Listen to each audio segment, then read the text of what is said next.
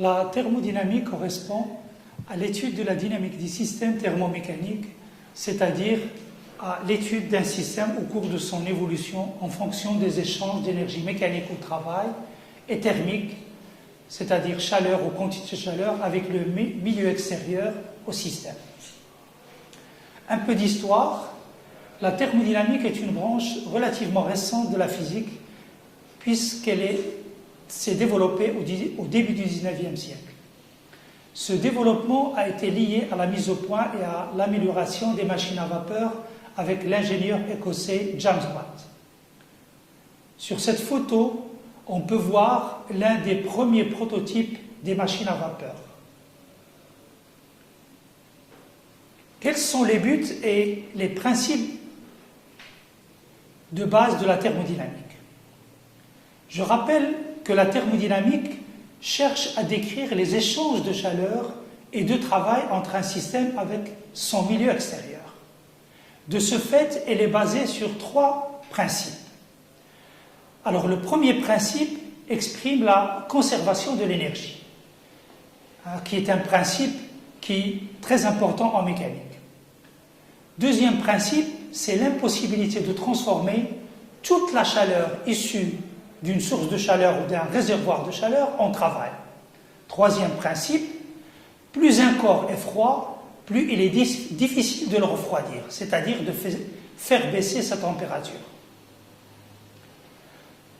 La température est une grandeur fondamentale de la thermodynamique. D'ailleurs, on peut définir la thermodynamique comme la science de tous les phénomènes qui dépendent de la température et de ses changements. Alors, quelle est la définition de la température ou d'une échelle de température? Chacun de nous a une connaissance plus ou moins intuitive de la notion de température. Et on peut dire qu'un corps est chaud ou froid selon que sa température est plus ou moins élevée. Mais une définition précise à notre stade est encore plus difficile. L'un des grands succès de la thermodynamique classique au XIXe siècle est précisément d'avoir donné une définition de la température absolue d'un corps. Cette définition a conduit à la création de l'échelle Kelvin.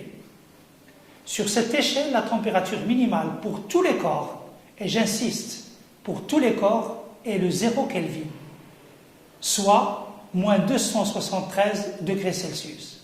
Il s'agit de ce qu'on appelle le zéro absolu. En thermodynamique, nous avons besoin de variables pour décrire l'état d'un système.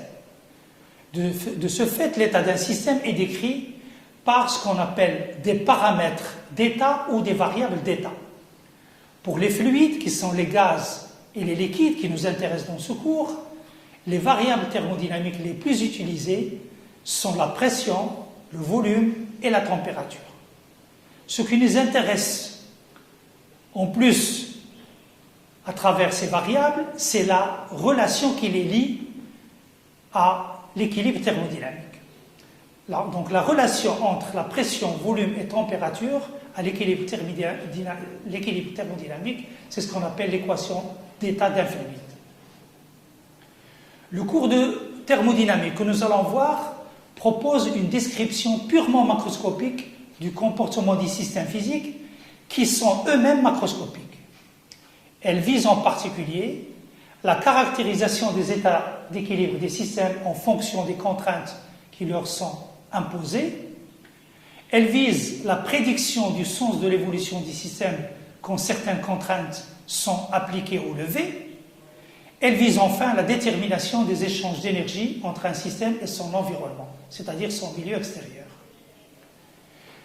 La thermodynamique est une remarquable école de logique sur le plan de la fermeté, du raisonnement et de la précision du discours qui le transcrit. Mais c'est aussi une discipline difficile dont la maîtrise ne vient que lentement. Elle nécessite en particulier le respect de quelques réflexes essentiels. Définition précise des systèmes étudiés, description précise des diverses grandeurs du système et de celles du milieu extérieur, définition précise des transformations imposées au système, etc.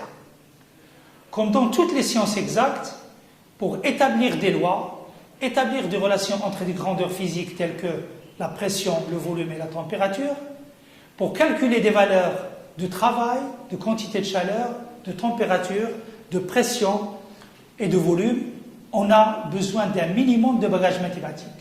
Ce sera l'objet du chapitre 1.